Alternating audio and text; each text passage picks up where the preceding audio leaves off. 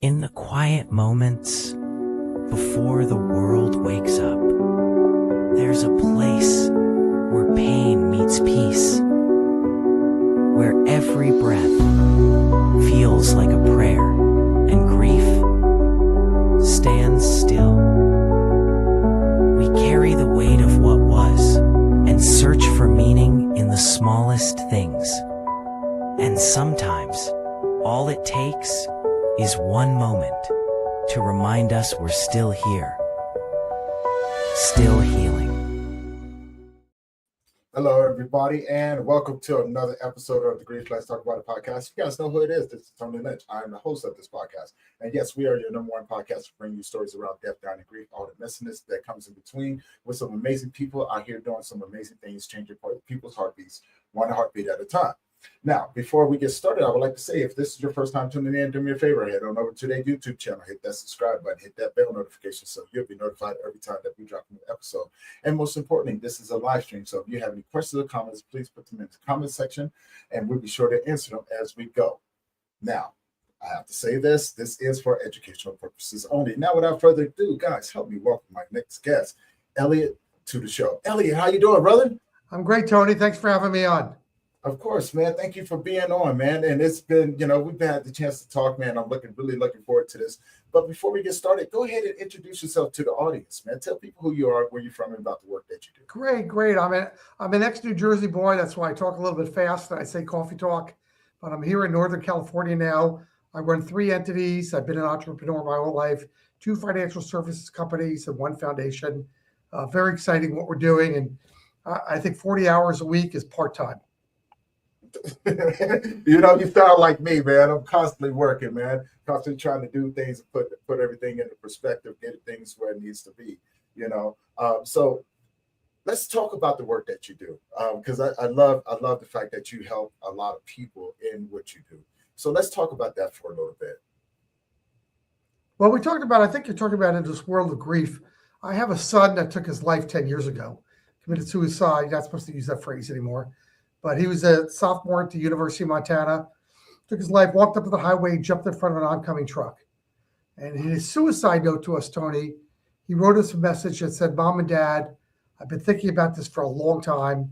I never would have told you how I felt. I never would have asked for your help. I never would have taken your help."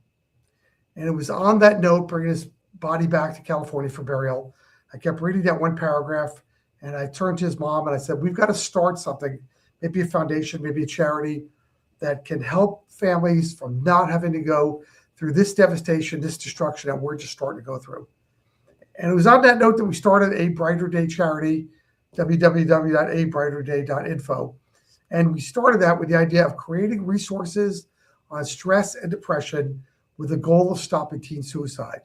So forward that 9 years now, and we are touching 3,000 families a month with our resources.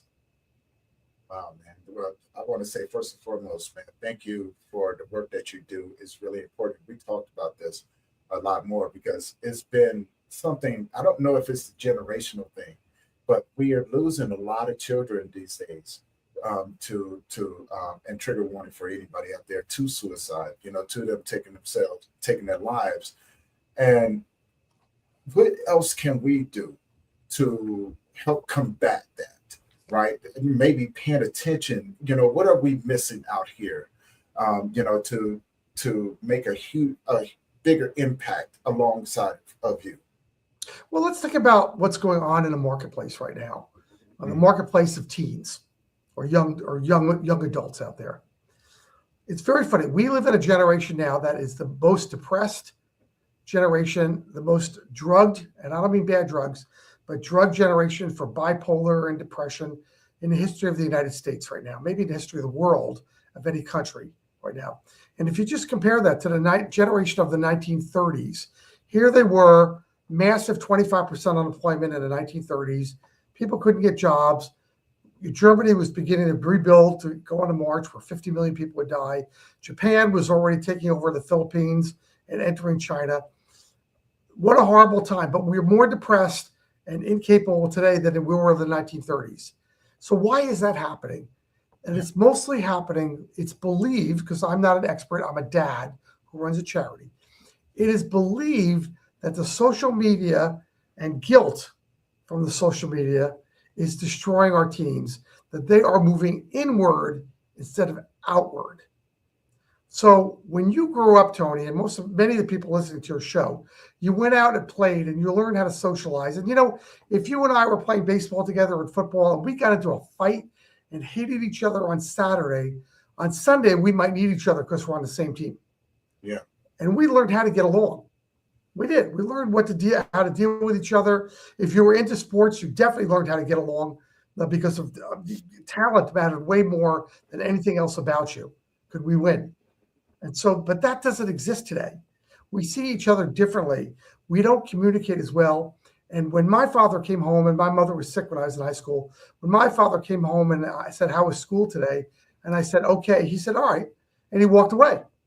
Now you can't do that. You have to know how to ask better questions, find out what's going on, create a non-judgmental environment, and hope in some way that your children will tell you what's really going on behind the scenes. So if you need to get them some help, you can get them some help. Man, do you think, because I hear a lot of the kids like to play video games nowadays, and I think that I actually know that you're on to something, because most of these kids spend most of the time, like you said, inside on video games, online, etc. Right? And sometimes, and just looking at what some of the things that they do into the world, I don't think they really understand the difference between the reality and a video game or the virtual world, right? Because it's become so glorified. I sit around and I listen to kids, teenagers and things like that talk about how they, was playing Call of Duty and things like that. And, the most violent game that we had when we were coming up was Mortal Kombat, right? But that was that was after Atari. When we had Atari, we had Kong and Pong and all of that, right? So can that play a factor in how the kids are perceiving the world too? Well, it's funny. It's a great question, and it's obviously being studied by a lot of people. Mm-hmm. When I was in college, it was Breakout, so it was a little bit different game, which I loved. But here's the problem. I just spent a week with my family. We had our big golf outing that we do every year to raise money for the charity, because when you have a charity, you're always raising money. It's like running for Congress. Your hand's always out for money. You can't be shy or you won't have a charity. Right. We all noticed that the second we went on our phones and we did social media, we stopped communicating with each other. Mm-hmm. We almost couldn't hear each other. It's like you not only didn't talk, but you blocked your ears. Now think about your teens right now. They go into their cell phone right here, and they not a big screen where you play Mortal Kombat like in you. When you played some of these games when you grew up, they were on your TV set. Right. Now they're right here, and your child stops because everything focuses into the phone, and therefore their social skills fall out. There are some people who believe that for many children in America, in 5 years, all of their friends will be virtual, all of them. And they consider them friends. I know people on Facebook that think, man, I have 264 friends, 640 friends. My goal is 1,000 friends. None of these people are your friends on Facebook. Right. So it's an artificial friendship that you're creating, because the deep friendships don't have that opportunity. And that means that these teens today are not sharing true feelings and overcoming their true feelings with anybody. So I want you to think, Tony, that everybody has a box of feelings. And that box is 6-sided, 4 walls, a top and a bottom. Most of us are blue and occasionally gray. Hopefully more blue than gray, but that's most people's box is blue and gray. Blue sky, gray sky. And most of us know that if it's gray, it'll be blue. It just stinks today or sucks today, but it'll be better tomorrow. And if it's going well, we realize that we're going to go with it. It's a good day. Tomorrow we'll try again.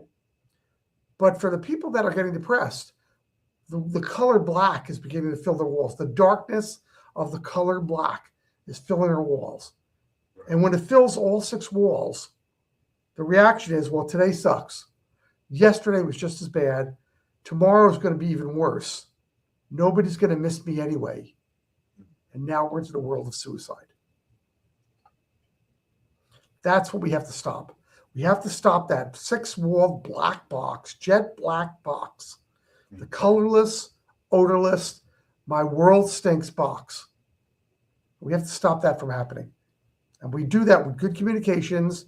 We do that by getting our team more active in positive things, but really good communications, because if they need help and that box is beginning to turn black, their life box is turning black, let's get them some help that they need and find out why they're not feeling good about themselves or about the world around them, and then with actions they can take to begin to fix that.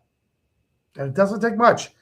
Grief for teens is described that you can overcome crisis in 90 days for most teens. So when they're getting ready to hit that wall, it takes 90 days to fix that. Not 6 years, 90 days, unless they're really, truly clinically depressed. And that takes medication and time. I got a question about that, because when we talk about grief and things like that, we often teach, and it could just be the generational situation, because as adults, even as and I want to ask a two-part question here. As adults, it does take us a little bit of time to process what we're going through, because if you come from the generation that we come from, we've been taught not to deal with these things, just to, suck it up, get out there, throw some dirt on it to keep it moving, right? But we also had a really good circle of people that genuinely cared about us. Although, we was outside all the time, we were feral little kids. And it just seems, the second part of the question is that when it comes down to our teenagers, do you think social media and technology has taken away their attention span to the point to where it's shortened that much? Or, or can it be something else attributed to it, far as like drugs? Because we do have a fentanyl epidemic out here in the world as well, and it's more accessible for our children to get a hold of, right? So yeah, that would be my first two questions. Do you think it's just generational gap when it comes down to that? And do you think social media is taken away from it? I think it's too easy, Tony, to say it's just that. Okay. I think it's more than that. And I'll give you some more examples. I think social media is a huge interference on raising children. It is. Yes. But here are other things that are out there, but then can be fixed and addressed. So how do we address social media? One of the best things you could do is dinner with no social media, no cell phones at dinner, no calling grandma, nothing except trying to create a non-judgmental conversation atmosphere that your children can begin to relate you can ask some real questions, and they can begin to answer in real ways that are valuable and give you some insight. Mm-hmm. But the other part is that I've raised children. Sometimes you're just a taxi driver. You're getting them to events. There's no time in your life. So what do is they're busy. You go to In-N-Out Burger, you go to Burger King, you go to McDonald's, you're stopping by, you're getting them. When you're in the car, turn off the radio, take out the iPods. That's your opportunity to communicate. Don't let them be in a back seat. Put them in the front seat next to you so they can equally have conversations with you. Ask good questions. Get off your phone. No phones in the car when you have teens. I'm terrible at that with myself, but they're no fun. These are communication times. Get rid of distractions. The other part, Tony, there are two more things going on. We live in a two-income world right now. So it takes two incomes to raise a family. So both parents are working. What happens if there's a single mom, single dad in this situation? It doesn't matter whether you have the kids full-time or part-time. You have your kids. You're trying to get them to where they need to go. You're making money. You're exhausted at the end of the day. You got to make them dinner, even if it's fast food and Stouffer's lasagna or whatever you need to do, trying to get them healthy stuff. You got to make that. You got to get them fed. You got to get them showered. You're in a hurry. Then it's 9:30 at night when you're finally getting some alone time. And tomorrow morning, you got to get back up at 6 and do it again. That is a really hard life. It's hard life for the parents. And look how little time you're just giving your kids because you are exhausted. And if you're a single mom and you're raising the kids full time, that's even harder because now you have no time at all. So that's what you're up against. So what we've forgotten is that people that have been single moms raising their kids have given their kids very little time historically, and you know that as an African American, you know that's a real problem in the African American community. The single Yes. moms are, but you know those kids weren't all suicidal. But boy, they got into more bad stuff and drugs historically than other groups because they were looking for escapes. That's what you want to avoid. You want to avoid the escape. Fentanyl and everything related to that is some form of an escape. I need to get away from my surroundings. It's very interesting that in Black communities, in poverty-stricken communities, like I'm in California, Oakland, Richmond, East LA, these communities, suicide is not the number one cause, not the number one problem. Yeah. And that's because these kids are fighting for survival. But you get into affluent communities, the whiter communities, maybe the Indian and Chinese communities, and you begin to get much more suicide because there's more time and more money. So it's very interesting on how that works. So sometimes it's because you have more money, you have more ability to get to drugs, but you also have more time to think, woe is me. I'm not as wealthy as my friends. My house isn't as big. I don't do this as well. A lot of things that the urban community, the lower class community can't do, the middle and upper class or upper middle class and wealthier class can do. And it's hard to understand that between classes. You look at a house and say, well, they have everything. And they have a 3-car garage. They got a beautiful house. They're in the right neighborhood. Nobody's having a conversation. That's what you don't know. And that's what has to be fixed. I love that you brought that part up because now I'm going to speak from my own perspective. Like when I was coming up, I grew up in the projects, the ghetto, things like that. And you're right. We were too busy trying to survive, or, we were always into something, riding our bikes, skateboarding and things like that, playing football, basketball, all the things that, that I think that kids should be out doing. I mean, hell, during the summer times, we had public pools, right? And it was safe for us to go out. And I think over a period of time, with children being taken and trafficked and things like that, I get where parents are trying to protect their children. And I can only think that in the sense of them protecting them, they're hindering them as well. And like you said, the differences, right? On one hand, you got these kids out here trying to survive. And on the other hand, you're right. They have way too much time on their hands, right? And they're comparing themselves. But I think in both aspects, there's a comparison that looks the same. It's just dressed differently. And what I mean by that, so in the poverty-stricken neighborhoods, they're comparing themselves to the guys that are out there selling drugs, that are out there, making money with the fast cars. They have beautiful women and things like that. And so they're attracted to that because every child's dream when they're in the projects is to get out of the projects, right? You know what I'm saying? To dream of a place where they don't have to live like that.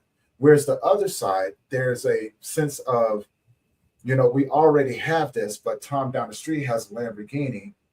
I think I want to go get myself a Range Rover or something, something of that matter. So I think, and I could be wrong in this, I think if we can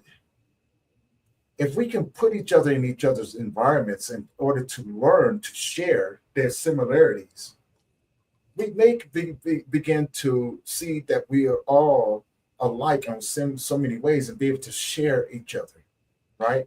Well, you raised a good point there, Tony. When it comes to teen depression and suicide, which is really my expertise running this charity, it's colorblind. It's race blind. We don't really care why people are sad or depressed when we're sending them resources. We don't judge because it doesn't matter. We don't care. We don't care if they have they're depressed because of sexual confusion. We just want to get them help. And that's definitely color and race blind and all the other blindness. As parents, though, the mistake we make is that we are always the right thing to do is we're always trying to protect them. Versus when I grew up, my parents didn't want to see me get hurt, but we were left alone all the time. Right. And we figured things out. Now we're trying to protect them from being hurt, but we're not protecting them emotionally. We're protecting them physically. Mhm. So yeah, we don't want them to get kidnapped, but we're not sure if they're depressed. We're none of those things. We don't want them to be on fentanyl, but we don't really understand that they're sad on the inside. Right. And so forth. And so that's what has to change on that. I think when you're talking about kids in the ghetto and kids that are not in the ghetto or maybe in nicer upper middle class to upper class neighborhoods, what's similar to all those teens, they all share this in common in different ways, but they all share in common, is all of us as humans are attracted to shiny new objects.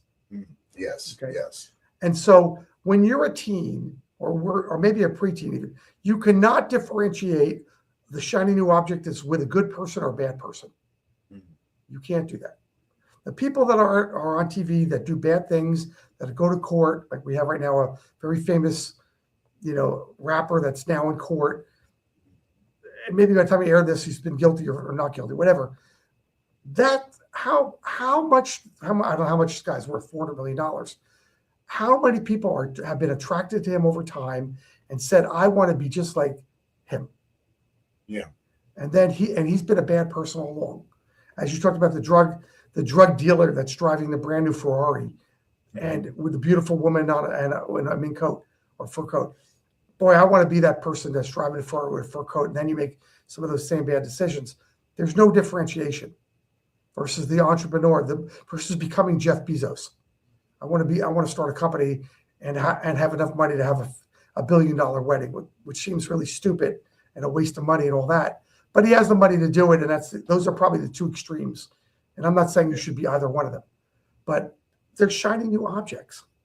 And so what we've got to get as parents, you're an adult, I'm an adult, we're raising children together. What we've got to get to is into our kids' psyche. And if we get into our kids' psyche, we can help them direct into positive outcomes. Positive outcomes emotionally, become positive outcomes spiritually, become positive outcomes physically. And then we've got functional, healthy, young adults on our hands. I love that. Now I want to go back a little bit, because as you were speaking about that, I started thinking about the last, 15, 20 years of everything that has happened. And there has been a desensitization that has been happening in the world. And there's so much going on. We have the school shootings that have been happening, and a lot more. They've happened so much that people don't even report on them anymore, right? We have the riots that's been going on. So I started thinking about all of these who are being raised, and the grief, the amount of grief that they are experiencing, but are afraid to talk about because of fear of judgment, right?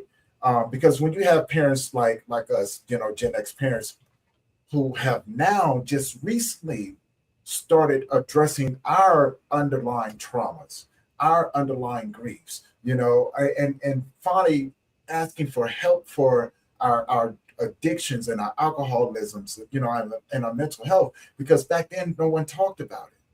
No one talked about it. We just had to deal with it. And of course, we wanted so much more for our children, but I don't think, look, this is where I say, as a parent, as a man myself, this is where I've had to hold myself accountable for things that I didn't know, right?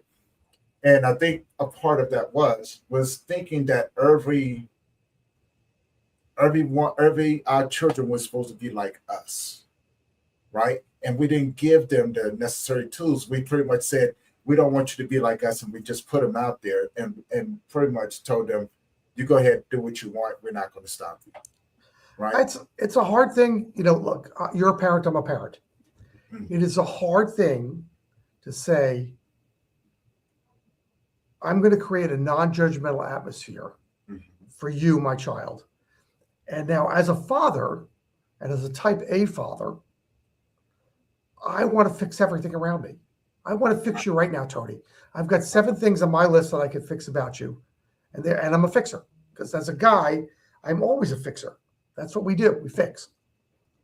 And as a mom, traditionally we nurture. We don't want to get them upset. We want to nurture them. But what we have to do is go in with our children and not fix them, but listen to them. Mhm.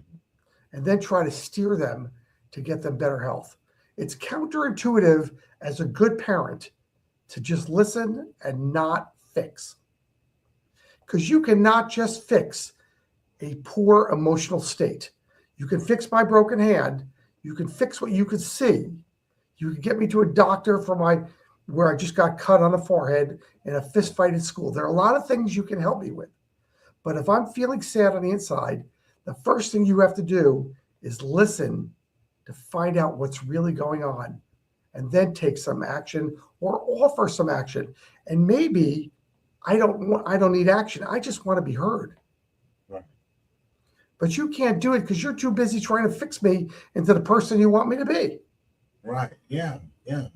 Yeah. And so that's what we have to do. And that's really hard. Look, you want your child, I hope, as I would want, to do better than life than you did, to make better decisions, to avoid some of the huge mistakes or some of the little mistakes that you did, that I did. We all want that as a parent. Why would you want your kid to make the same mistake as you? You want them to do better. But they have to do some of these things on their own, and you could steer them and help them. But what you got to do is understand that their emotional psyche is their emotional psyche, and you want to help it foster and grow positively. You can't do that by fixing it. You can only do that by listening and adjusting. As you were saying that, it reminded me of a story with my son when he was alive. He was around 4 years old. And my son was the one who taught me at a very early age, because I was hard on him, right? When I got custody, because I didn't know how to be a father, and I'm still learning how to be a man at that time as well. So I had two really good role models, and I'm not a very religious person, but I do believe in God. But my first role model was God, because I didn't have people around me that I thought that were healthy in a lot of ways, because I used to watch what they do. And I was just like, ooh, man, you just as messed up as me, but I get it. We all in this men's group, and we're all trying to better ourselves. But I went to the source, and I began to ask, like, how can I be better as a human being and as a man? Teach me my roles. And I began to model my life behind what I see, what God did in the world. My son taught me how to be his father. And it came from, he had got into some trouble, not a whole lot of trouble, but he got into some trouble at school, being a typical kid. I got on his case. I remember he told me, he goes, Dad, I'm pretty sure you was my age at once upon a time too. I go, yeah. I said, but yeah, he was like, hold on, Dad, just let me finish. And this is him at 4 years old. He said, I'm still growing. I don't know everything. And I'm going to make some mistakes. He goes, so, when I make these mistakes, just let me know so I know how to correct them. And, and if you do something, I will let you know, what I like and what I don't like. So we've always had an open communication in that way. And right then and there, I realized that he doesn't see the world the way that I see it, right? My job is to provide a space for him to grow into the individual he's supposed to be and feel comfortable enough to be able to come to me when he messes up or when he's feeling a certain way. And that's the way inside of there as we grew together. But I remember just looking at the world as a place where it was his playground, right? He was free. He felt safe. But most importantly, he felt safe with me, right? And so the rest of the world didn't really matter. Well, you created a wonderful environment. That's what you did. Right. And I did not know that, right? Because again, I was just learning how to not only be a man, but be a father. But I was learning how to be the father that he needed, right? For him,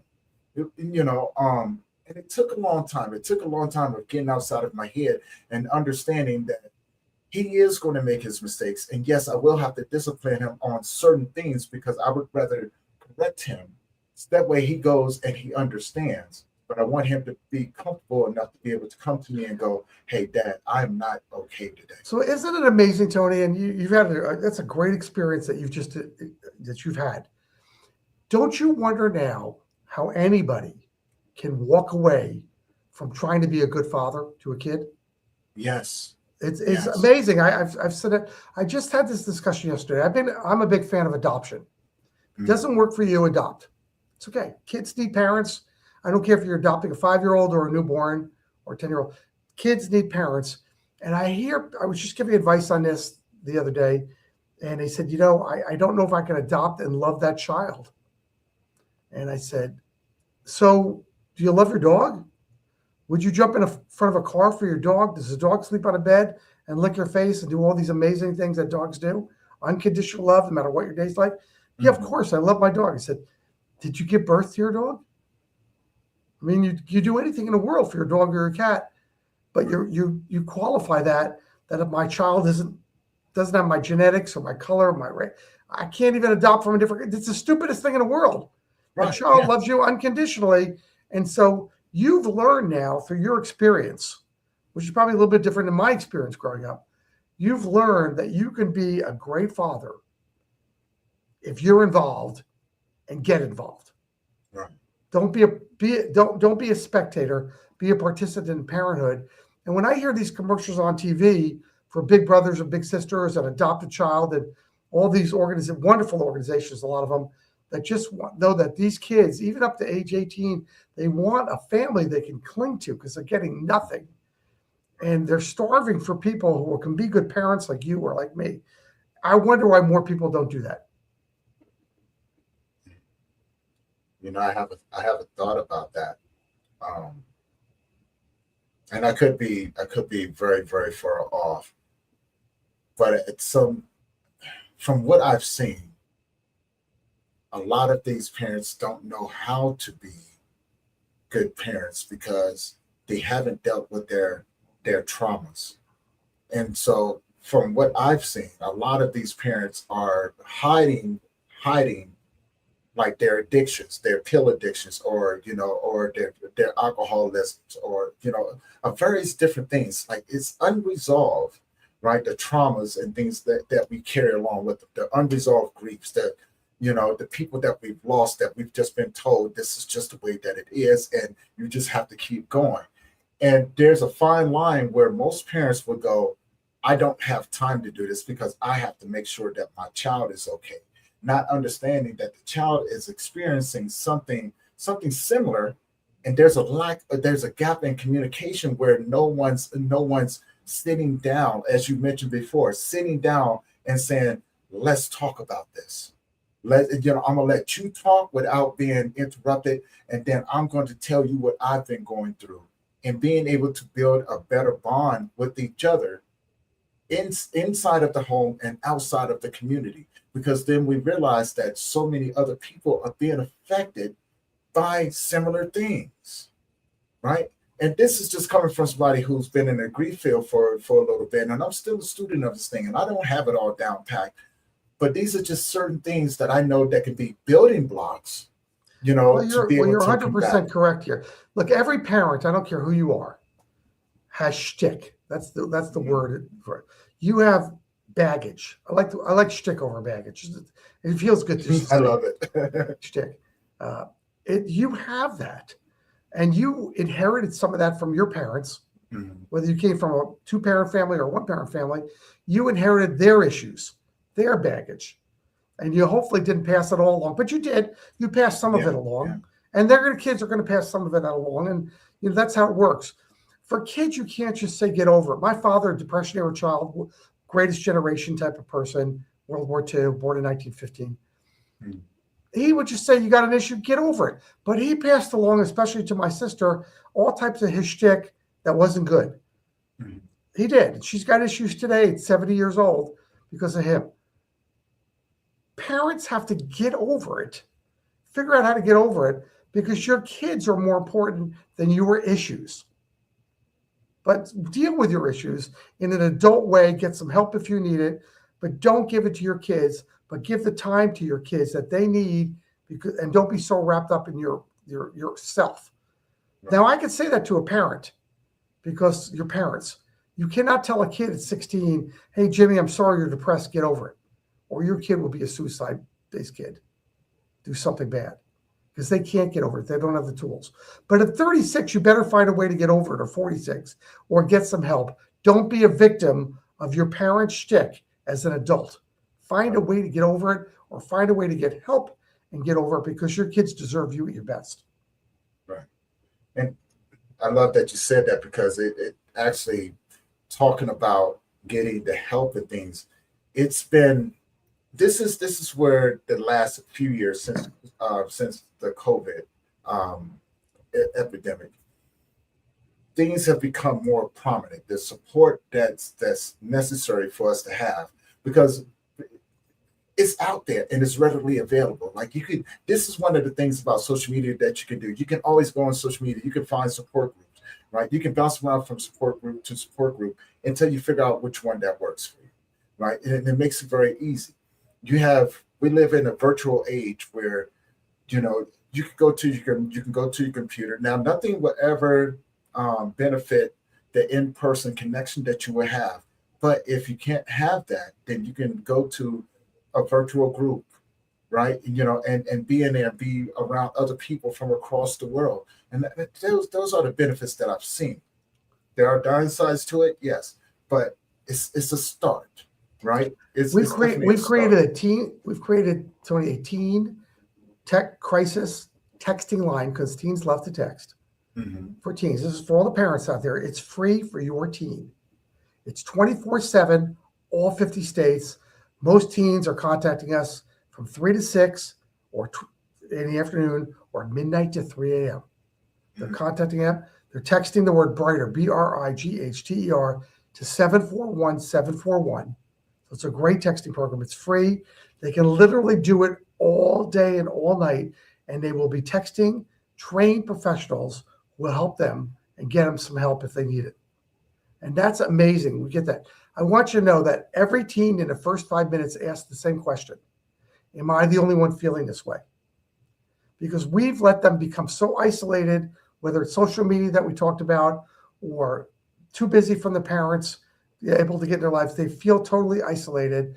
And we want to get them back into not being isolated, that they're part of a group. They're not just part of Facebook. They're part of a real group of real adults who care about them. And that's what we can impart with them.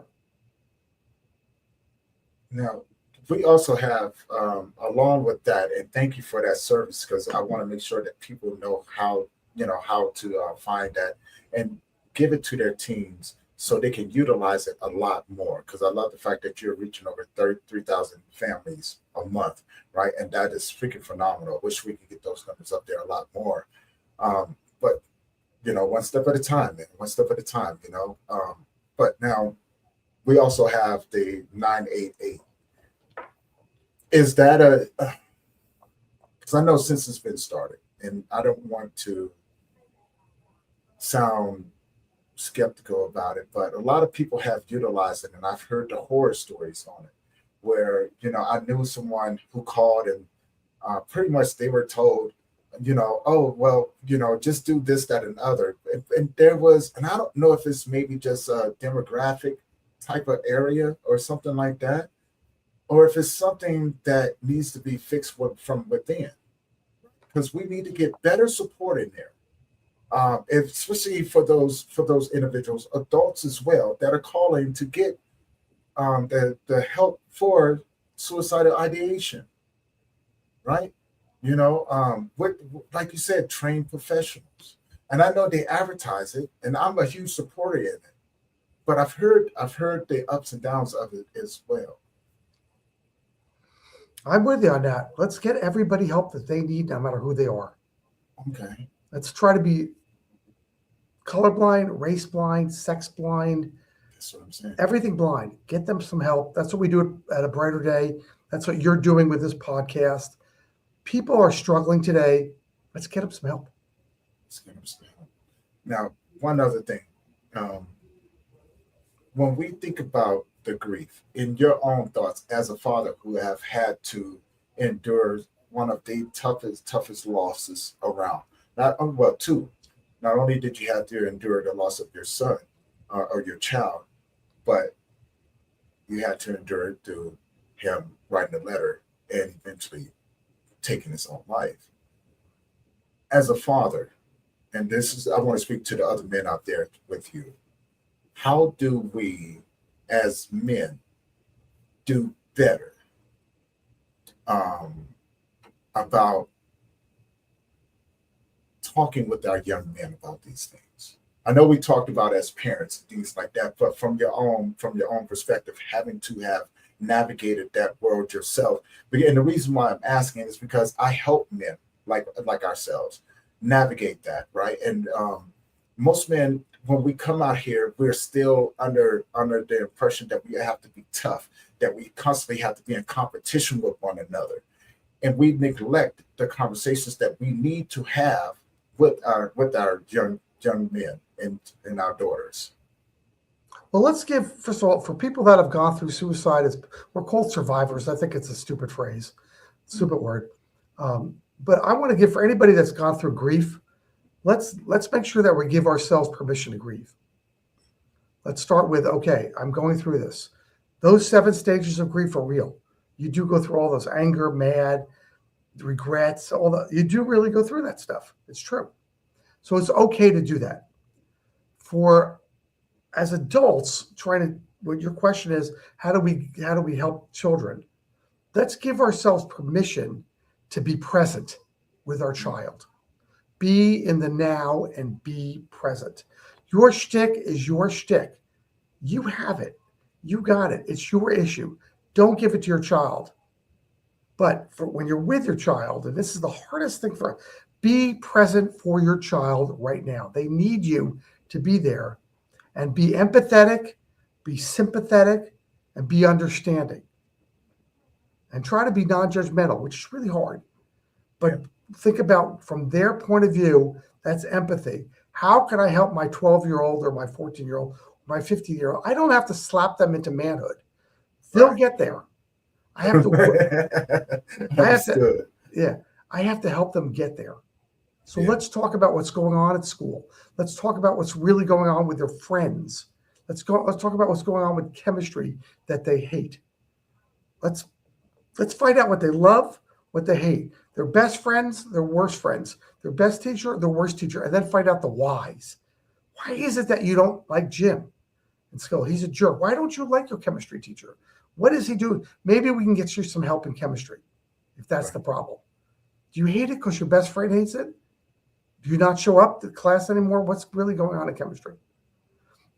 You could find that out by becoming a good asker of questions, because you care.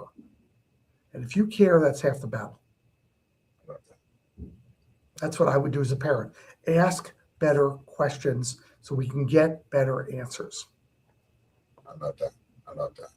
Now, as we begin to wrap this up and everything, I only got a few more questions for you. One, how can people find you? And how can people find, I know you put your number out there, your line out there for the teens, just as a reminder. Let people know how they can find you, and let people know the number that they can give to their teens to get the help. Great. The charity is called A Brighter Day. The website is abrighterday.info. My cell number is 510-206-1103. I'm on the West Coast, so please don't call me at 3 a.m. But I do get calls. The website has all this on there, and the texting crisis hotline, and there's a free Zoom hotline program that people can do live to a counselor that's trained and licensed in your state. Right there, it's all on the website. But the crisis center, every teen in America can type the word brighter, BRIGHTER, to 741-741, all caps, and they will have a counselor to talk to in about 2 or 3 minutes. And they can do that 45 minutes. We have to let the counselor get a break. They can do it to another counselor for 45 minutes. And they can do this as long as they need to, 7 days a week. Right? It's amazing how many people are doing it. It's somewhere between 1 and 2 people a day, 7 days a week are doing this. Love that. I love that. And for everyone else who have been tuning in, hopefully you guys got that information. If you know a team struggling, or maybe you're struggling yourself, That information is in the YouTube channel, so you'll be able to get it, to be able to utilize it, share it. Please, let's do more to help get the services out there to our communities. So now my second question, Elliot, if you had a superpower, what would it be? I'm sorry, ask me that question one more time. If you had a superpower, what would it be? Oh, if I were a superpower person? Yeah. If it was about me, and me personally, if it was about helping others, then it would be about helping others better. Superpower to be more empathetic and help others reach their goals. That was what I would do. Reach their goals. I wrote a book all about that, how to reach your goals when you're getting interrupted all the time and things like that. But if I were to have a superpower, it would be to make better decisions. I want to have a superpower to make better decisions. There are probably a dozen decisions I would have changed in my adult life. For the person that says I wouldn't change a thing, that's a ridiculous thing to say. Of course you would change things. You'd have better outcomes. Of course, I'm at the outcome that I'm at right now, which is pretty good, but I wish I made better choices along the way. Yeah.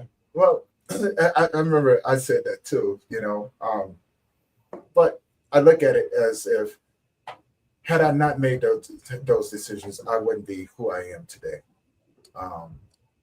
Would I would like more out of it? Yes.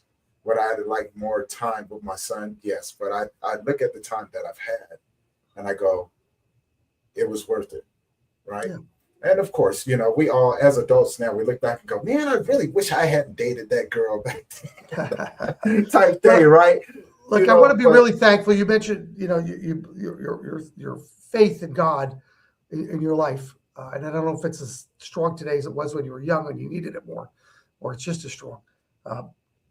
Look, I have my prayers I say every night, and I always finish them with wanting to be thankful for what I have. Right. I want to be thankful. I don't want to wish that I had something different. I don't sit there and wish I had a Ferrari in my driveway. That's, I don't do that. I want to be, most people are not thankful for what they have. And I always end by saying, thank you for what I have. And for my son who's not with me every day, thank you for the 19 years that I had with him. Yeah. It's way too short, but it's longer than some. But thank you. And I have 31-year-old twins. I want to be thankful for them. I've got a new wife who's my second wife that's 20 years with me now, 20 plus years with me. I want to be thankful for her and her family and the grandchildren and all that stuff.